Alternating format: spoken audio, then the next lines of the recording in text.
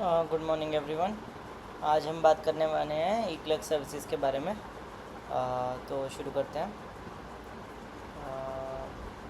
18,600 करोड़ का market cap है। Return on capital employed about 35% और ROE है अबाउट 30%। और अगर हम प्राइस की बात करें तो आज का रेट चल रहा है इसका अराउंड 2000 का रेट चल रहा है। PE रेशो चल रही है अराउंड 26 की, और प्राइस टू बुक चल रही है अराउंड 7 की। तो ये वीडियो बनाना मेरे लिए बहुत ज़रूरी हो गया था, क्योंकि मैंने इसको बाय किया था अराउंड इसी, आप मान के चलिए मेरा बाइंग प्राइस है अराउंड 1670 का बाय प्राइस है। मैंने अबाउट मान के चलिए 6-7 लाख रुपए के ख़रीदे थे इसके। तो मेरे लिए बनाना ज़रूरी इसलिए भी हो गया कि मैं ये अपॉर्चुनिटी, आपको ऐसा शायद लगे कि ये मतलब अब 1400 से चल के अबाउट 2000 का हो गया, पर मेरा बाय प्राइस भी अराउंड 1700 का ही है। तो मैंने भी कोई मतलब देखिए ना, हम थीसिस बनाते हैं उसको क्वार्टरली ट्रैक करते हैं कंपनी कैसा कर रही है उनकी की KPIs पे। बट बात फिर भी यही आ जाती है कि हम बॉटम तो एनालिस्ट भी टाइम नहीं कर पाते। तो इसलिए भी ज़रूरी था, क्योंकि ये शेयर रीरेट करना शुरू हो गया और मार्केट को समझ आने लग गया कि ये शेयर मतलब ये कंपनी बहुत अच्छा करने वाली है इन द फ्यूचर। तो इसमें मोमेंटम, अब बात देखिए, सभी पैसा कमाने के लिए आते हैं मार्केट में। तो अगर इस कंपनी के बारे में पता होगा, मतलब मेरे लिए इसलिए भी ज़रूरी था क्योंकि मेरी पोर्टफोलियो कंपनी है, तो बताना ज़रूरी होता है कि अब ये जैसे अगर अब इससे भी अगर 2000 से अब 4000 हो जाएगा, तो फिर तो सारा ही थीसिस ही ख़त्म हो जाएगा ना। अभी तो फिर भी थीसिस बाकी है कि 2000 पे भी काफ़ी फेयर वैल्यू है, कि मतलब अराउंड मूविंग एवरेजेस के अराउंड ही चल रहा है। अराउंड अगर आप देखिए जाए तो मैंने अराउंड मूविंग एवरेजेस के अराउंड ही बाय किया, अराउंड 22 के आसपास। और PE पे 26 का PE करंट है, जो कि कोई ख़ास एक्सपेंसिव नहीं है। आप मान के चलिए 10 या 15% एक्सपेंसिव है मीन प्राइस से, और मतलब ये नहीं मीन रिवर्ट करेगा पीछे। तो करंट प्राइस टू बुक है अराउंड 7.3 का, और मैंने भी अराउंड आप मान के चलिए इसको ख़रीदा होगा अराउंड 6.5 के आसपास या 6 के आसपास ख़रीदा होगा इसको। मतलब बॉटम तो मैं भी टाइम नहीं कर सकता, किसी को नहीं पता होता कि शेयर कितना जाएगा, क्योंकि मार्केट में AI का कंसर्न था बहुत ज़्यादा। तो ये शेयर टूटता गया टूटता गया टूटता गया। तो अब ये शेयर में दोबारा मोमेंटम आ रहा है वापस, लोगों को पता चल रहा है कि ये एक बहुत अच्छा बेट बनता है, तो दोबारा इसमें बाइंग आ रही है अब। तो बात करते हैं इसके बारे में। फ़िलहाल कुछ प्रीवियस ईयर्स के नंबर्स देख लेते हैं। लास्ट ईयर 22% सेल्स ग्रोथ किया है, अराउंड प्रॉफिट ग्रोथ किया 36% का, और 30% का ROE है। अब 30% के ROE पे भी अगर आप देखेंगे तो 3 ईयर फॉरवर्ड तो फिर भी ये 7.2 से 3.5 के आसपास ही चला गया। तो मीन रिवर्ट भी करेगा, तो आप मान के चलिए डिविडेंड भी देंगे। अगर ये लोग कितना डिविडेंड देते हैं, बहुत कम डिविडेंड देते हैं। तो आप मान के चलिए फिर भी 20-30% का तो ग्रोथ दे ही सकता है अगले 3 साल में। तो इतना कोई मेजर आप देखिए, इस स्टॉक मार्केट में अगर पैसे बनाने हैं तो वॉलेटिलिटी को थोड़ा सा बियर करना ही पड़ेगा। अब ये नहीं है कि शेयर थोड़ा सा चल गया है तो अब मैं लूँगा नहीं इसको। फॉरवर्ड गाइडेंस अच्छी है इसकी, ROE बहुत सॉलिड है इसकी, और आप अगर अब इस कंपनी के मोड फंडामेंटल्स, जैसे हम आगे बात करेंगे, अगर आप समझेंगे तो ये बहुत अच्छा बेट बनता है अगले 3 से 5 साल के लिए। ज़्यादा लॉन्ग टर्म के लिए हम इन कंपनीज़ में जा नहीं सकते, क्योंकि देखिए ना, टेक्नोलॉजी का ज़माना है।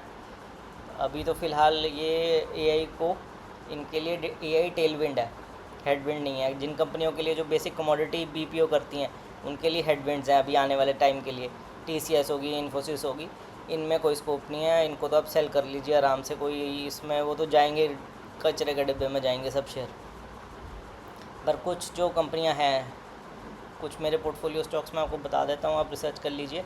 इंडीजीन हो गया, ये ईक्लर्क्स हो गया, ये दोनों मेरे टेक्नोलॉजी में TBO टेक है।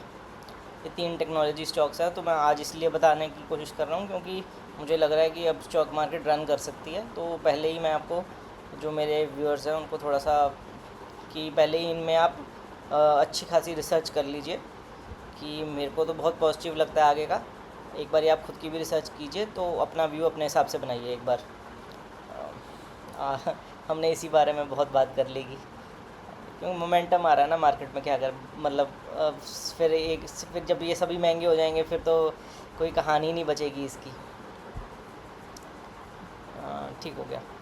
तो मतलब सब सॉलिड है इसका, balance sheet debt free balance sheet है इनकी, कोई खास डेट नहीं है इनको, बाईबैक्स करते रहते हैं। आपको जैसे फॉरवर्ड का मैंने बता दिया है कि 30% का ROE है, और हमने अब बस मोट और फॉरवर्ड गाइडेंस की बात करनी है इसमें, तो फ़िलहाल वो कर लेते हैं आप।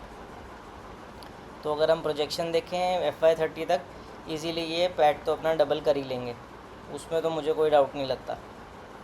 मतलब जैसे बेस केस में हम भी हमने बनाएंगे, अगर बेस केस में भी पैट तो डबल हो ही रहा है ना, 700 से 1400। हाँ, करंट 700 करोड़ का पैट है, 1400 ये कर लेगा अराउंड FY30 एंड तक। डेप्रीशिएशन घटता जा रहा है। जो एनालिटिक्स का पार्ट है ना, जो ये कंपनी एनालिटिक्स का जो मतलब AI एनालिटिक्स जो जो मतलब आप कह लीजिए जो कैटेगरी है, उसमें हायर मार्जिन्स होते हैं as compare to commodity BPO, तो उसमें ये अपना मार्केट शेयर बढ़ाने की कोशिश कर रहा है।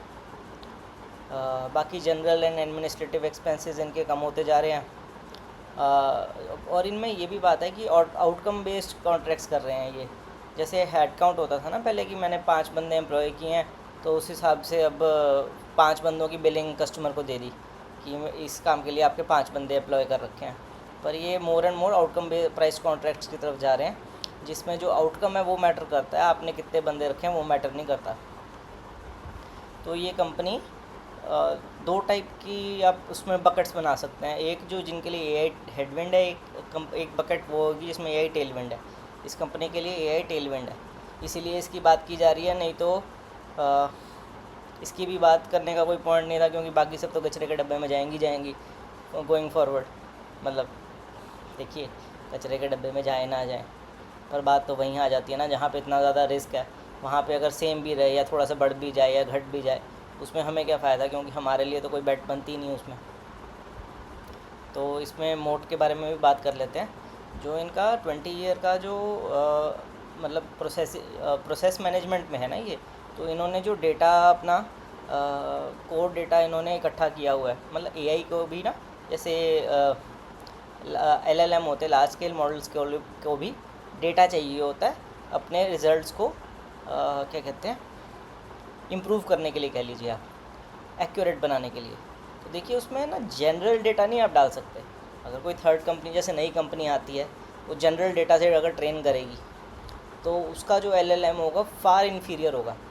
पर बात ये भी आ जाती है कि जो क्रिटिकलिटी बहुत इंपॉर्टेंट होती है इन जैसी चीज़ों में, KYC, फाइनेंशियल क्राइम और डिजिटल कॉमर्स में, जो एक्यूरेसी है वो बहुत इंपॉर्टेंट होती है। तो जो इनका प्रोसेस लेवल डेटा है 25 साल का जो बना हुआ, वो इनकी मोट है। उसे आप ऐसे समझिए कि डोमेन स्पेसिफिक वर्कफ्लो है, कि मतलब कोई भी इसको इजीली रेप्लिकेट नहीं कर सकता इस डेटा को। ठीक है, तो उसी के बेस पे इन्होंने 2 प्रोडक्ट्स बनाए हैं, कंप्लायंस मैनेजर और मार्केट 360। इसी डेटा पे इन्होंने ट्रेन करके इन दोनों को बनाया, कंप्लायंस मैनेजर और मार्केट 360 को। तो ये मतलब मार्केट 360 को तो बेस्ट उसका अवार्ड भी मिला हुआ कैटेगरी का। तो इजीली कोई भी नया LLM उसको भी डेटा चाहिए। अब उनके पास जो जनरल डेटा है उससे काम चलने वाला है नहीं है, तो ये इनके लिए मोट है, कि मतलब जो इनका डेटा है जो ये करते आ रहे हैं वो इनके लिए मोट है। अब ऐसे समझ लीजिए, जैसे मैंने बात कर ली आउटकम प्राइस प्रोडक्ट्स को ये पुश कर रहे हैं। अब मतलब इनके जो हेड काउंट से आउटकम प्राइस कॉन्ट्रैक्ट्स की तरफ जा रहे हैं ये लोग। वर्टिकल कैप्टिविटी, अब जो इसके मतलब जो इनके वर्टिकल्स हैं, जैसे इनका मेन मार्केट तो मतलब नॉर्थ अमेरिका ही रहता है ना, तो banking, financial services, high tech, जो रिटेल है और फैशन होता है, कि मतलब इनका जो डोमेन स्पेसिफिक जो होता है ना, तो उसको कोई भी एक जनरल वो इतनी इजीली नहीं कर सकता। मतलब वही वही बात इन्होंने दोबारा दोबारा कर रखी है। और एनालिटिक्स में जैसे मैंने बात की कि जिसमें मार्जिन और ऑटोमेशन, एनालिटिक्स और automation going forward is the main Tailwind, कि लोग अपना जो कॉस्ट बढ़ती जा रही है लेबर की, लेबर कह लीजिए, वर्क फोर्स कह लीजिए, तो उसको कम करना चाहते हैं और ऑटोमेट करना चाहते हैं अपने प्रोसेसेस को।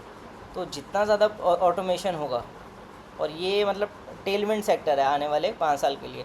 अब हम ऐसे जनरल उसको देखते हैं, अगर हम सॉफ्टवेयर सेक्टर को, तो ऐसे हम कई कंपनियां सोच लेते हैं। जैसे हम सीएनसी ऑटोमेशन में मैंने बात किया था आपसे, उसका ज्योति सीएनसी का, और कई कंपनियां आती हैं हमारी नज़र में। पर हम जब एनालिटिक्स एंड ऑटोमेशन की बात करते हैं तो उसमें एक सॉफ्टवेयर एक बहुत कोर कंपोनेंट होता है, क्योंकि सब प्रोसेसेस को एक ऑटोमेटेड सिस्टम के थ्रू करना, वो एक सॉफ्टवेयर को तो मतलब एक जो भी कंपनी करेगी उसको बैकएंड पे किसी ना किसी को तो उनको कॉन्ट्रैक्ट देना पड़ेगा ना। हर कंपनी थोड़ी अंडर टीम बिठा के बैठ जाएगी कि ऑटोमेशन की ये टीम होगी सेपरेट। वो अपना जो भी वर्क फ्लो है वो अब जैसे ईक्लक्स को दे रखा है, तो आगे आगे वो स्ट्रक्चरल टेलविंड है इनके लिए, जिन पे ये काम भी कर रही हैं, और आगे आगे जाते हुए मोर एम्बेडेड बनेंगी ये सिस्टम्स में कंपनीज़ की। और कैपिटल डिसिप्लिन इसका एक्सेप्शनल है। आप एक बात आप मान के चलिए, इनकी जो मैनेजमेंट है एक्सेप्शनल मैनेजमेंट है, और उनको पता है कि पैसे कैसे कमाए जाते हैं। तो ये बातें होगी ई क्लर्क्स के बारे में। एक बारी मैं आपसे चाहूँगा कि देखिए, जो कन्विक्शन है वो तो आपने खुद ही बनानी है। इसमें मतलब मैंने आपको सारी चीज़ें बताई हैं। एक बार आप इसको एक खुद सारा आप इसका ट्रांसक्रिप्ट खोलिए, पढ़िए उसको एक बार, कि इसको फॉलो कीजिए, कंपनी को समझिए कंपनी क्या कर रही है आगे गोइंग फॉरवर्ड, और कन्विक्शन बनाइए, तभी आप एंट्री ले पाएंगे। नहीं तो ये मौका निकल जाएगा आपसे भी। तो यही है इसमें, क्योंकि इसमें एक्चुअली बात ये है ना, समझने वाला बहुत है। मतलब इजीली लेमैन को समझाना कि ऑटोमेशन कैसे काम करता है, एनालिटिक्स क्या होता है, कि एनालिटिक्स आप इस तरीके से समझिए कि मैं पीडीएफ फाइल है, आजकल हम सीधा क्लाउड पे अपलोड कर देते हैं, वो डेटा जनरेट कर देता है कि जो भी क्वेश्चन आंसर्स होते हैं हम उससे कर सकते हैं। वो है बेसिकली एनालिटिक्स। तो जो ये कंपनी है, जो क्या कह सकते हैं आप उसको, जो एक मैन्युफैक्चरिंग यूनिट में डेटा निकलता है, या जो उसके सिस्टम्स होते हैं, वो ये कंपनी उसमें मतलब वर्क करती है, कि वो डेटा अलग टाइप का होता है। ये तो हमारा जनरल डेटा होता है ना, जो हम कंपनीज़ को मतलब क्लाउड पे सीधा डाल देते हैं, या चैट जीपीटी पे सीधा डाल देते हैं, पीडीएफ डाल दिया, फिर क्वेश्चन आंसर्स कर लिए। उसके लिए डोमेन स्पेसिफिक एक्सपर्टीज़ लगती है, तो वो ये डेवलप कर रहे हैं और एम्बेडेड हो रहे हैं मार्केट में। तो अब उसको आप खुद स्टडी कीजिए। मैं मतलब इसकी जो कंपनी की जो टेक्नोलॉजी को आपको एक बार समझना खुद पड़ेगा कि टेक्नोलॉजी किस पे ये काम कर रहे हैं, तभी आप इसमें कन्विक्शन बना पाएंगे। नहीं, बिना कन्विक्शन के लिए देखिए 10-20 हज़ार रुपये की पोजीशन बनाने का कोई फ़ायदा नहीं है।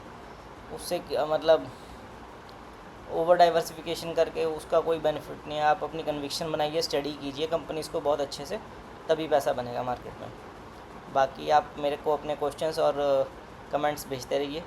जो भी क्वेश्चंस क्वेरीज़ हैं आप कमेंट सेक्शन में डालते रहिए। बाकी लाइक एंड सब्सक्राइब कीजिए। Thank you very much.